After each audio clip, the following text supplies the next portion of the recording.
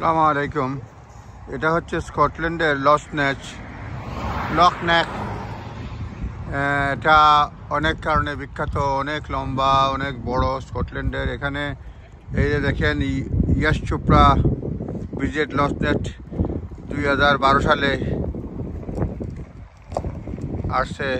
এরপরে এখানে sir Peter Scott আসছেন, ওয়ার্ল্ড ফাইনেস্ট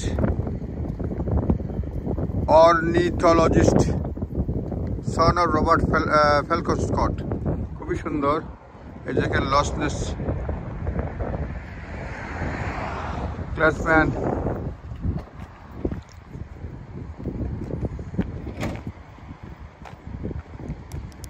খুবই সুন্দর দৃশ্য।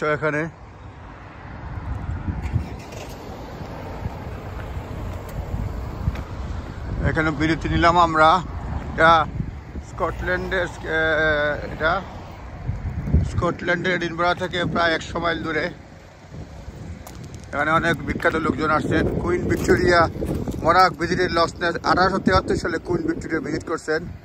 Sell down in the loch and the gondolier and disembarked in Dutch garage. She had a grand affection for the Scotland, having acquired Balmoral Castle 1847 সালে, regarded being catalyst for tourism in Scotland. Rani Victoria এই জায়গা visit করছেন। এখানে নৌকা বেড়াইছেন। OG Osborne, রানী Victoria.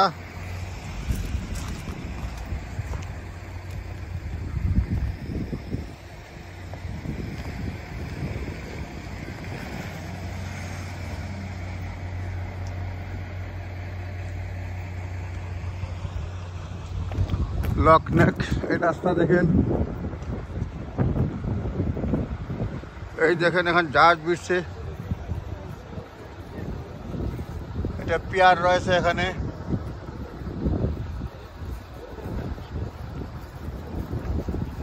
£28 লাগে, যে কেউ visit করতে পারে।